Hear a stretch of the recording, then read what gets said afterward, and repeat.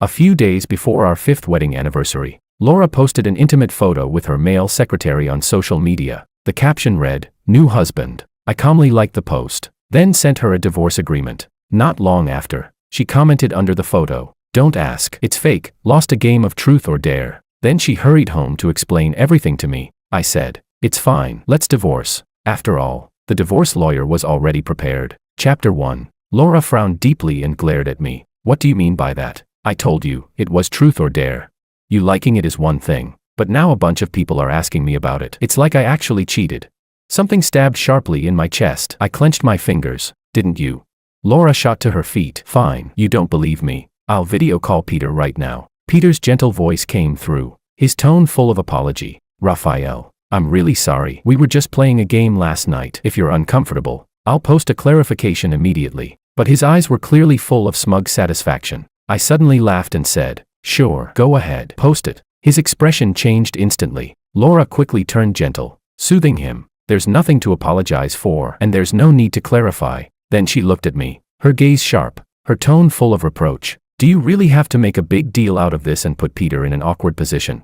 I think you've been stuck at home too long and lost touch with society. You can't even take a joke." My eyes burned with pain. Laura said I was out of touch with society, but she'd forgotten that back then, when she asked me to become a stay-at-home husband, I had refused. She said that in a family, it was enough for just one person to suffer the hardship of earning money. Yet now, all that hardship was coming from her. Inside, emotions surged violently, but on the surface I forced myself to stay calm. "Yeah, you two get along so well, maybe you really are more suitable as a married couple," Peter hurried to explain. "Raphael, that's not what I meant." But he couldn't even hide the upward curl of his lips. Only Laura would believe that explanation. Laura's face darkened immediately, her voice low and stern. "Raphael, are you determined to be unreasonable?" Unreasonable? In the past, whenever any woman got close to her, Laura would take the initiative to explain. If I didn't get jealous, she'd even get angry, saying I didn't care enough about her. Now, before I'd even said much, I was already being labeled unreasonable. I blinked, forcing my emotions down, and said in a low voice, "Yeah, do you want me to clear out space for you too? Though maybe a new place would be better. After all, he's your new husband." Laura flew into a rage, threw her coat aside, and jabbed a finger at me hard. "Fine, if you want to make things this messy, then so be it." With that, she stormed out of the house. The door slammed shut with a loud bang. Only then did my body give out. I collapsed weakly onto the sofa. In just 5 years, Laura had drifted farther and farther away from me. My marriage was nearing its end. The 5th anniversary, in the end, would never be celebrated. Chapter 2. As expected, Laura didn't come back after that. Not until a weekend more than a month later. The moment she walked in, she handed me a paper bag with a luxury brand logo on it. "Honey, I went on a business trip. I left in a hurry and forgot to tell you.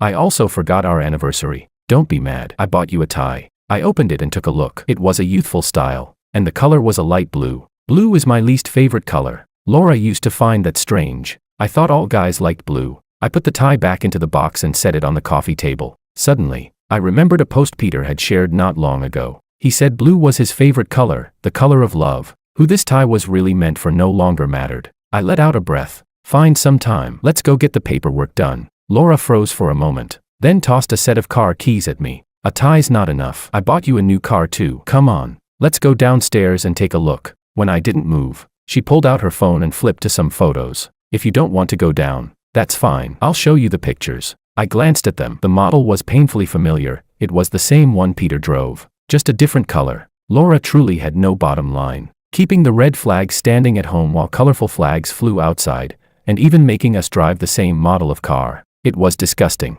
She wrapped her arms around me, her voice carrying a tenderness I hadn't heard in a long time. "Honey, getting angry is bad for your health. If you get sick from anger, how would I not feel heartbroken? Don't be mad anymore, okay?"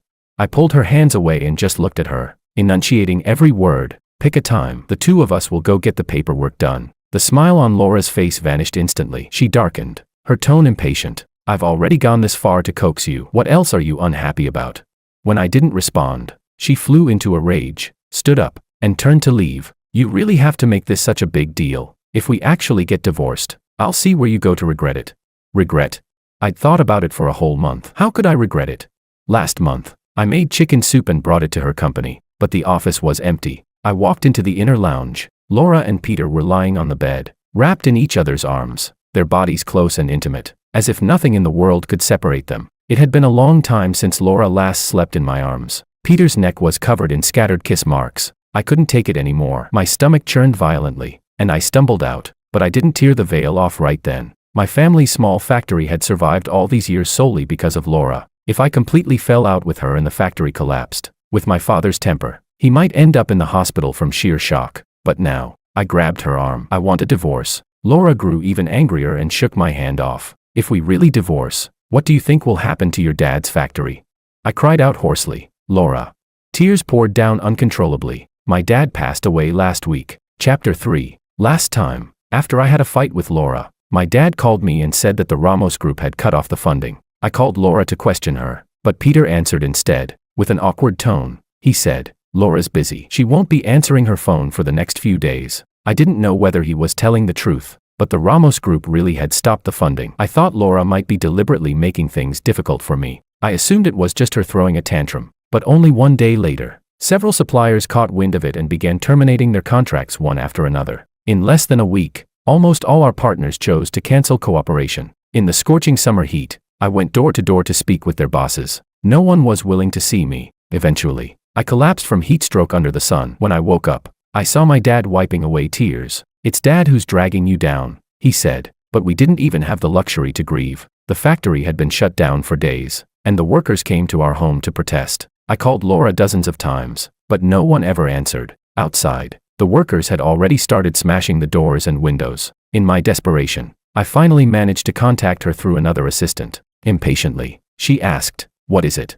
"My family's factory." Before I could finish, she cut me off. "All right, I know. We'll talk when I get back." After that, I couldn't reach her again. I had no choice but to sneak out and look for help on my own. While leaving, I was even hit on the arm by one of the workers. Fortunately, an uncle who had worked with us for many years was willing to lend me some money so I could first pay the workers' wages. I rushed home, overjoyed, but I never expected that after being besieged by workers for 4 days, my dad had completely collapsed. He jumped from the building and fell right in front of me. I slumped down beside him at once, forgetting even how to cry. Before the funeral, I called Laura again. Peter answered once more. His voice was gentle, but his words pierced straight through my heart. "Laura's taking a shower, Raphael. You know, at times like this, she doesn't like to be disturbed." After hanging up, I stared blankly at my dad's body. That jump didn't just end his life, it also completely severed the very last trace of affection I had for Laura. After hearing everything, Laura fell silent for a long time. There was no way she hadn't seen the dozens of calls I'd made.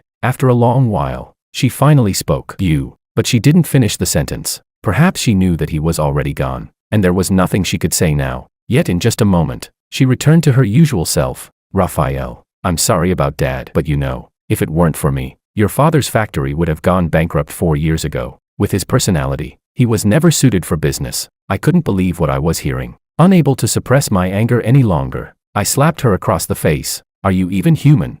It was the first time I had ever laid a hand on her. The day I saw her lying in bed with Peter, I had already wanted to do this. Laura clearly hadn't expected me to hit her. She sprang to her feet and raised her hand. I closed my eyes and waited for the slap to come down, but perhaps feeling guilty, she only knocked over the tea and shouted angrily, "You domestic abuser."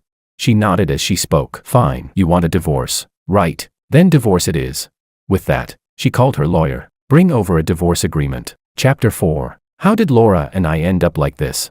Even I feel a bit dazed thinking about it. Back in my junior year of college, I interned at a company owned by one of Laura's friends. After finding out I was her junior from the same university, she deliberately asked the boss to take extra care of me. Later, as we gradually had more contact, the boss would often bring me along to meet up with her. Her intentions were far too obvious, but I knew very clearly that our backgrounds and social status were worlds apart. There was never going to be a future. She picked me up and dropped me off from work every day. She prepared exam materials for me. She even bribed my roommates, who all tried to persuade me to accept her. Still, I didn't dare to be with her. Many times, I explained things to her very firmly, yet she always brushed it off, unconcerned. "Whether you agree is your business. Whether I chase after you is mine." I thought that if she kept at it long enough, she would eventually give up, but I never expected her parents to die together in a plane crash. She had originally planned to study abroad, but was forced to temporarily take over the massive group. During that time, she still didn't stop pursuing me.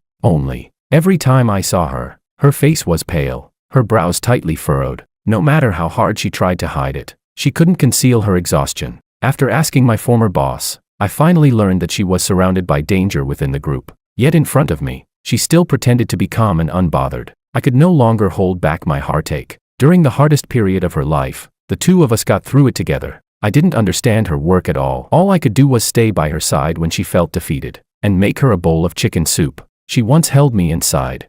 If it weren't for you, I really wouldn't have made it through. When she finally gained a firm foothold in the group, she booked the entire revolving restaurant to celebrate. That was where our marriage began. She cried, like a child, foolishly unable to believe it. You really agree? You won't regret it. I'm stubborn by nature. Once you agree, you won't get a chance to leave me. I hugged her. The two of us cried and laughed at the same time. Back then, I truly believed I had met someone who would love me for a lifetime. But after only 5 years of marriage, that love had already become so fragile it could shatter at the slightest touch. In fact, Laura's change hadn't come out of nowhere. In the 3rd year of our marriage, I found a man's lighter in her pocket for the first time. At the time, I didn't think much of it. Later, the scent of men's cologne began lingering on her. In the group photos she took when going out, Peter's figure always appeared. Every time, Peter stood right by her side. When she was with me, she would often be called away by sudden phone calls or messages. I comforted myself, telling myself she must just be busy with work. But when it happened too many times, even self-deception became impossible. The doorbell rang. The lawyer had arrived. Chapter 5. When the lawyer took out the divorce agreement, Laura seemed like she still wanted to say something, but I didn't spare her a single glance. I only skimmed it briefly, then signed my name. After that, I said coldly, "Laura, sign it." She stared at me for a long time. Seeing that I wouldn't budge, she snatched the agreement away at once. "So you're really going to push things this far? Fine, fine. Don't you regret it?" Fuming, she grabbed a pen and scrawled her signature in a couple of strokes. After signing, she kicked the table hard to vent her anger. At that moment, her phone rang. In the silent living room, the voice coming from the receiver was painfully clear. "Laura, I'm not feeling very well. Can you take me to the hospital?" After a pause, he added, "Forget it. You should stay home with Raphael. I'll go by myself." Laura looked at me. I turned my head away indifferently. After hesitating for a moment, she still chose Peter. "I'll take him to the hospital first. Wait for me at home." Then she left, almost as if she were fleeing. I didn't pause for even a second and immediately began packing my things. When I was clearing out the bookshelf, a follow-up medical report caught my eye. I finally couldn't hold it in anymore. Clutching the report, I let out a hoarse, explosive shout in the empty house. I had tried my best to save this marriage, but it hadn't even lasted long enough to reach the so-called 7-year itch. Dragging my suitcase, I walked out of the house I had lived in for 5 years. I turned back to look at it. This upscale residential complex wasn't all that great after all. When houses grow bigger, the distance between people only grows farther. As I reached the plaza, I saw a young couple chasing and fooling around. The girl pouted in mock anger. The boy immediately ran back to coax her. She broke into a smile at once and leapt onto his back. Laughing and joking, the two of them ran off together. My eyes burned with soreness. Once, Laura and I had been just like that. She had once treated me as her whole world. And precisely because we had truly loved each other, the separation hurt like having muscles torn and bones stripped away. I had already rented an apartment a few days earlier. Moving in now, I only needed to clean up a bit before I could live there. I worked non-stop until the afternoon. Before I could even catch my breath, a dull, sudden pain shot through my calf. In the blink of an eye, the pain left me unable to move. Remembering the doctor's instructions, regret washed over me. Once the pain eased a little, I hurriedly took a taxi to the hospital. The doctor frowned and scolded me. "You absolutely must not engage in intense activity again. Put household chores on hold for now. After a fracture, you need to rest properly. Don't treat your body like it doesn't matter." I nodded, holding a stack of forms, and limped out of the consultation room. But just as I reached the lobby, I ran into Peter. He was smiling, but the smile didn't reach his eyes. They were full of mockery. "Raphael, you didn't follow us here on purpose, did you? You're already divorced from Laura, and you're still chasing after her like this." I didn't want to deal with him and turned to leave. "Raphael." Laura walked over with a slight frown. "Why are you at the hospital?" I let out a cold laugh. "What does it have to do with you?" She grabbed me. "The paperwork isn't finished yet. You're still my husband. How does it have nothing to do with me?" I shook her off, but ended up putting pressure on my calf. My face turned pale instantly. "What's wrong with you?" Before she could step forward to support me, Peter immediately clutched his head. "Laura, it still hurts a bit." I watched his performance with a blank expression. Laura hesitated, but seeing my cold, distant look, she wavered for a moment and then chose to support Peter instead, turning back to instruct me. Raphael, go home first. I'll be back later. We'll talk properly then. After they left, I could no longer hold on. Bent over, I sat down on a chair, waiting for the pain to subside. A nurse came over and asked with concern if I was all right. I could only wave my hand. Inside, bitterness spread uncontrollably. Even a stranger cared more about me than Laura did. Chapter 6. After I got home, I took my medicine and fell asleep. I didn't wake up until Laura's phone call jolted me awake. Why haven't you arrived yet? The whole family is waiting for you. I glanced at my phone and realized I had slept until the afternoon of the next day. Today was Laura's grandparents' golden wedding anniversary. Her grandparents had always treated me well. I couldn't not go. When I rushed over with the gift, I immediately saw Peter sitting beside Laura, in the seat closest to Grandma. Laura's cousin spoke up first, rolling his eyes. Quite the attitude you've got, making everyone wait for you. He had never liked me. Now that he and Peter were close friends, his disgust toward me had only grown. I ignored him and presented the gift. Then I looked around. The only empty seat left was next to the cousin. At that moment, Peter suddenly stood up, looking flustered and uneasy. Raphael, I'm sorry, did I take your seat? Laura told me to sit next to her. I didn't notice. I let out a cold laugh. Didn't notice? Or were you hoping for it? You know best. Laura snapped sharply. Raphael, I won't disturb your gathering. Grandpa, Grandma, happy golden anniversary. But Laura and I are already divorced. This is my last time here. I wish you both good health in the years to come. Before I could even walk out, the cousin suddenly shouted, his face full of malice. Divorced? Don't tell me it's because you broke your leg. Makes sense. A cripple like you, what use are you anyway? In the past, he mocked me every time we met. I didn't want to cause trouble for Laura, so I endured it again and again. But today, I couldn't take it anymore. I strode back and punched him square in the face. The cousin cried out in pain. Peter hurried over to support him. Raphael, how can you be so rude? Rude. Rage surged through me. You haven't even seen real rudeness yet. I grabbed the hot soup from the table and poured it straight over the two of them. This is what rude looks like. I tossed the bowl aside and turned to leave, but a hand grabbed me. Raphael, what do you mean by a fracture? Laura's voice trembled, her eyes reddening. I looked at her coldly. When my dad jumped, he smashed into my leg. By the time you came back from your business trip, I had just gotten the cast removed. Her grip on my hand tightened suddenly. Why didn't you tell me? I laughed. Tell you? Could I even reach you?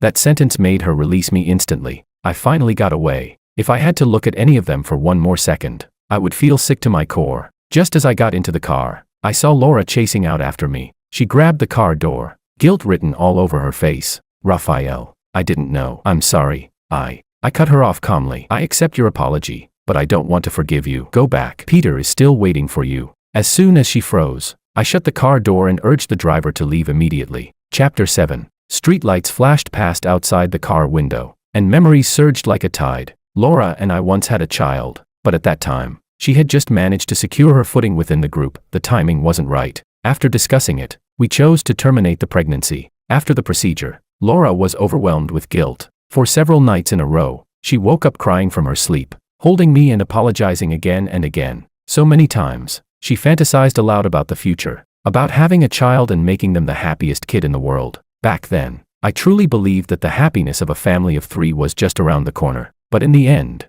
everything had changed. Thinking of this, the dull ache from my injury spread into my chest. I leaned against the car window and let out a slow sigh. That night, Laura called again. Raphael, why aren't you home? I was in pain and exhausted, so I hung up directly, but she kept calling, one call after another, until I was completely forced awake. When I finally answered, I shouted impatiently, are you done yet? She paused on the other end. Laura's voice sounded pitiful. Raphael, it's so late. Why haven't you come home yet? I closed my eyes and reiterated, we're already divorced. I won't be going back. She ignored that sentence and only said, but you're out there alone. I'm worried about you. The scene felt painfully familiar. For the past 2 years, I had been the one making those calls. At first, Laura would patiently explain things to me. Later, she wouldn't even answer the phone. You never checked up on me before. Why are you so annoying now? Yes, I used to trust her, so no matter how late she came home, I never urged her. But later, I saw too much evidence of her intimacy with Peter. I began to feel anxious and insecure. Thinking of that, I said seriously, Laura, I've already rented a place. I won't be going back. She asked urgently, where are you living? I didn't answer and hung up, but somehow, Laura found out where I lived. Early the next morning, she appeared at my door. You're here to take me to get the paperwork done? I asked. She froze, then hurriedly explained, Raphael, I bought you breakfast. Have something to eat. She didn't mention the divorce at all. I lowered my gaze and saw that she had bought sweets. Take it away. With my recent fracture, I couldn't eat overly sweet food, it would affect calcium absorption. Laura thought I was refusing her kindness and shoved it into my hands. If you don't want to go back, then stay here for now. When you've cooled down, I'll come pick you up. After saying that, as if afraid I'd refuse, she ran off in a flash. Over the next few days, she came every single day. Sometimes she brought breakfast, sometimes snacks. No matter how many times I stated clearly that I was determined to get divorced, she refused to believe it, stubbornly urging me to go home. When I wouldn't listen, she even hired a caregiver specifically to look after me. The auntie was very kind, so I didn't refuse. Although Laura was an indirect cause of everything,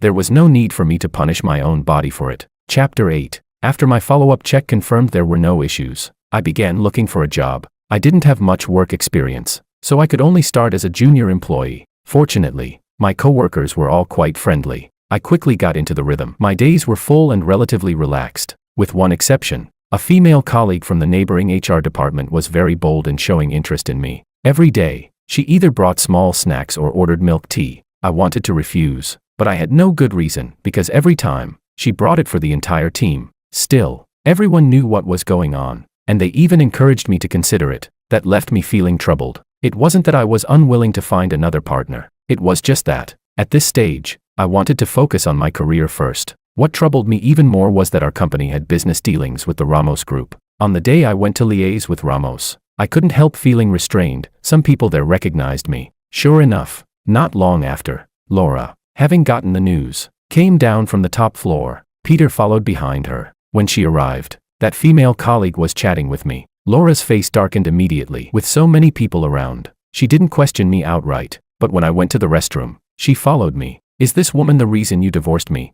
I looked at her, utterly baffled. First of all, we've already signed the divorce agreement. Second, I just met her. You don't need to project your own behavior onto me. Laura grabbed my arm, suppressing her anger. Have you made enough of a scene? I thought that after everything I've done to make it up to you lately, you should have calmed down by now. I was practically speechless. You don't honestly think I've just been throwing a tantrum this whole time, do you?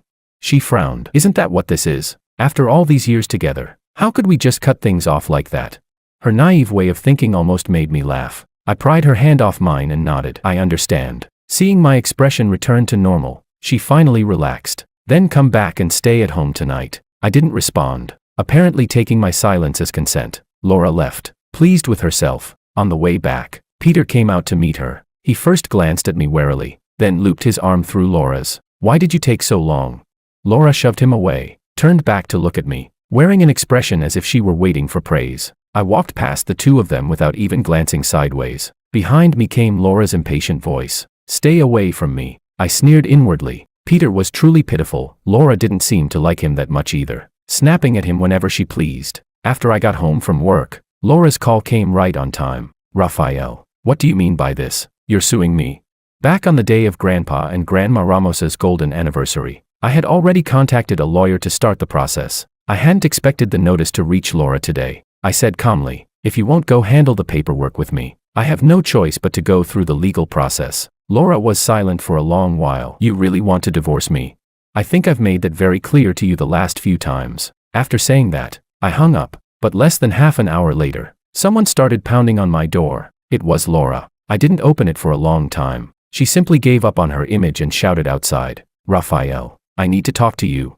Even the neighbor across the hall came out to urge me. With no other choice, I opened the door and let her in. Laura's coat was crooked, her clothes wrinkled and disheveled. It was the first time I had ever seen her in such a sorry state. Once inside, she shrank back instead. Rafael. She swallowed, then said pitifully, I want to drink the chicken soup you make again. Chapter 9. Back in those days when we supported each other, I often stewed chicken soup for her. My mom once said that chicken soup made with love could soothe all unhappiness. But now, I no longer had that much love left for her. I shook my head. Laura, I'm not your nanny. If you want chicken soup, go find Peter. Laura's eyes instantly reddened. When she spoke again, her voice was choked with sobs. Rafael, I don't want a divorce. As if remembering something, she pulled a ring out from her clothes. Look, this is the first ring I ever gave you. I'll give it to you again. I took it from her hand. Her eyes lit up immediately, but the next second, I walked over to the window and threw the ring out. Laura rushed to the window as if she'd gone mad. Then she turned back, staring at me in disbelief. I said coldly, "This is my resolve." She lowered her head, lost in thought. I couldn't be bothered with her anymore and headed toward the bedroom. "When you leave, close the door behind you." Suddenly, she hugged me tightly from behind.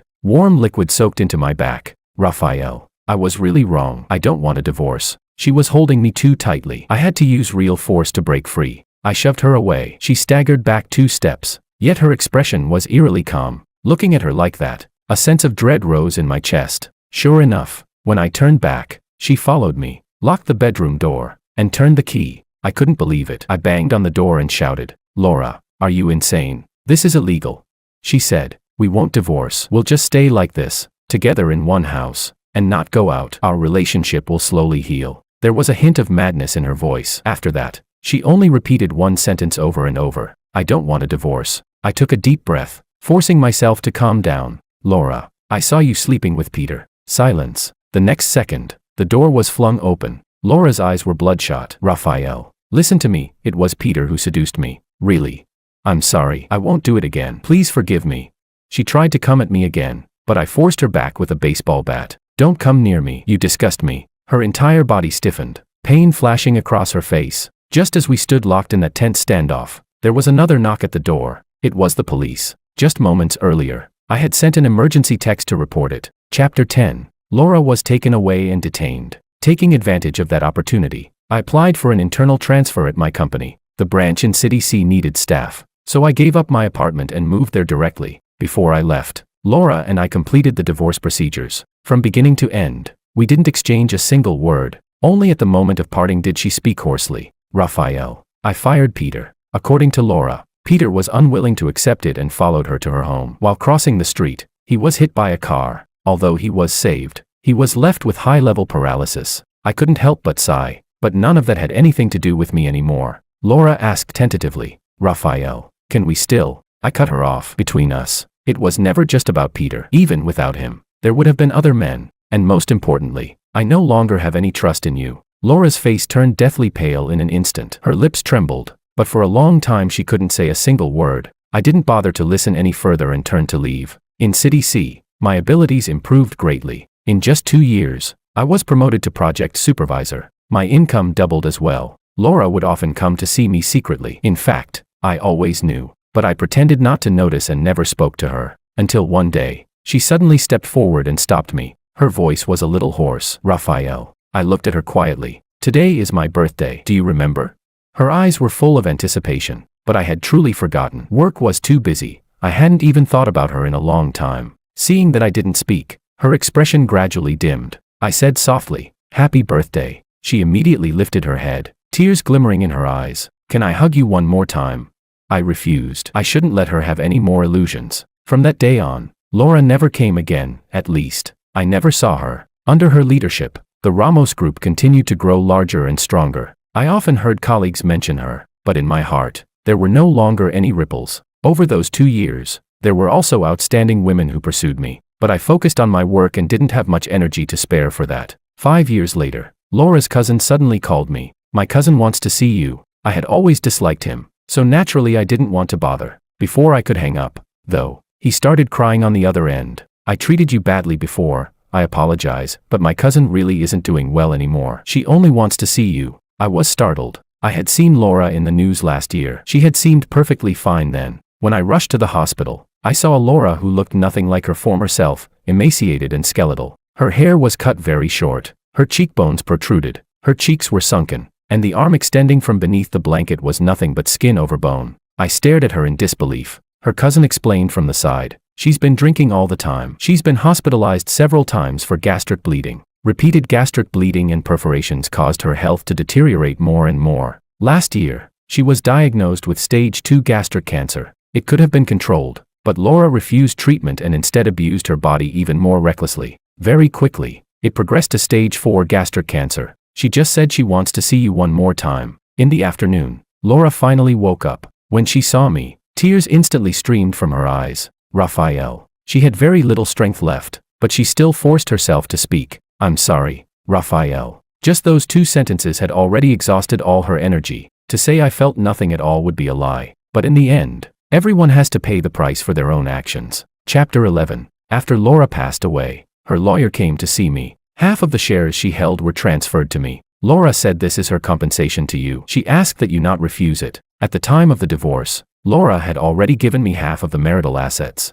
Now, with these additional shares, I had effectively become a true millionaire. I resigned from my job and went abroad to continue my studies. This time, I chose a major that I truly liked. After graduating, I opened a small studio of my own. Life moved at an unhurried pace. In my spare time, I traveled to different parts of the world. Along the way, I made many friends. I also met people who made my heart flutter. But I no longer threw myself into love without reservation. Nor did I place all my emotions onto a partner. More than anything else, I learned to prioritize my own feelings. My current girlfriend often says, "When you love yourself, that's when you're most attractive to me." I look at the birds gliding across the sky. They are free and unrestrained, just like me.